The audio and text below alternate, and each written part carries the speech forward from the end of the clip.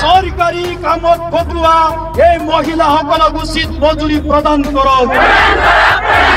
এই দাবি সকল ৰাইজ এক হোক।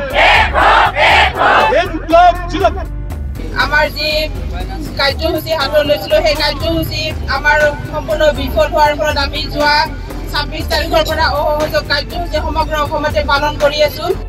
সেইকাৰণে অংগনবাড়ী কৰ্মী আৰু সহায়িকা সন্থাৰ কোনো ধৰণৰ তেওঁলোকে প্ৰতিবাদত কোনো মূল্য দিয়া নাই, কোনো গুৰুত্ব দিয়া নাই আৰু অংগনবাড়ী কৰ্মী সহায়িকাক ঠগি আছে।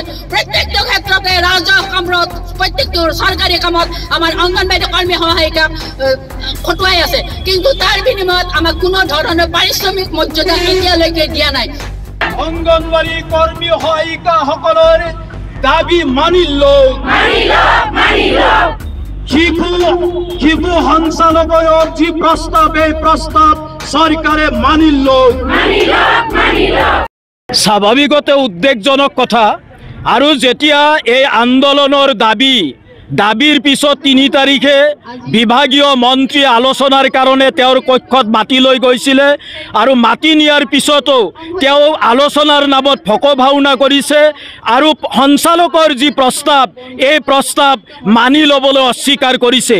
এই ক্ষেত্ৰত CITUৰ পক্ষৰ পৰা আমি ধিক্কাৰ জনাইছোঁ আৰু মুখ্যমন্ত্ৰীৰ হস্তক্ষেপ আমি আশা কৰিছোঁ। আৰু মুখ্যমন্ত্ৰীৰ হস্তক্ষেপৰ কাৰণে আজি এই কাৰ্যসূচীৰ যোগেদিয়ে আমি স্মাৰক পত্ৰ প্ৰদান কৰিম আৰু আমি আশা কৰিছোঁ নিৰ্বাচনৰ প্ৰাক মুহূৰ্তত এই মহিলাসকলক ন্যায় প্ৰদান কৰিব অসম চৰকাৰে। আমি এই আশা কৰিছোঁ আৰু লগে লগে আমি চৰকাৰক সকীয়াই দিব বিচাৰিছোঁ, যদিহে নিৰ্বাচনৰ প্ৰাক মুহূৰ্তত এই ন্যায়সংগত দাবীসমূহ মানি লোৱা নহয় তেতিয়াহ'লে ইয়াৰ পৰিণাম ভোগ কৰিব লাগিব চৰকাৰে।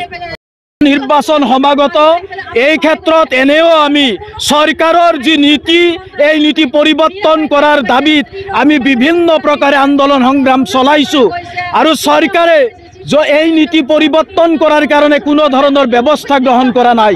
গতিকে এই লোকসভা নিৰ্বাচনত আমি ৰাইজৰ ঘৰে ঘৰে যোৱাৰ সিদ্ধান্ত গ্ৰহণ কৰিছোঁ আৰু শাসকীয় দলৰ বিৰুদ্ধে ভোট প্ৰদান কৰাৰ কাৰণেও আমি আহ্বান জনোৱাৰ কাৰণে সকলোকে আবেদন জনাইছোঁ।